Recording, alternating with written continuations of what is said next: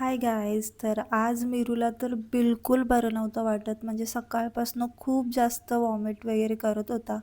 मग मी त्याला घेऊन आली होती ते डॉक्टरकडे. तर आमची 6:30ची अपॉइंटमेंट होती, पण डॉक्टर काय आले नव्हते अजून, कारण त्यांना काहीतरी इमर्जन्सी होती. मग मी मीरूला तसंच झोपेतून घाईघाईतून उठून आणला होता. तर मी त्याला भरवलं होतं, पण मी काय खाल्लं नव्हतं, तर माझं खूप जास्त डोकं दुखत होतं. मग मी आली होती एका कॅफेमध्ये, तिथं समोरच आहे सीवूड्सला.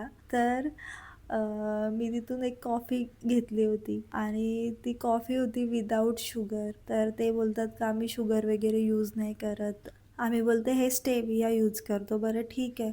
तर मी ते 2 टाकले, 3 टाकले, पण काय स्वीट टेस्टच नव्हती लागत. त्याच्याने मला अजून बेकार हालत झाली होती माझी ती कॅपुचिनो पिऊनच. मग आलो आम्ही डॉक्टरकडे. तर आमचा नंबर पण 3rd नंबरच होता. मग फायनली आमचा नंबर आला होता. तर मीरू बापरे, डॉक्टरांना बघूनच खूप जास्त घाबरला होता, कारण त्या दिवशी त्याला वॅक्सिन भेटली होती ना, त्यामुळे.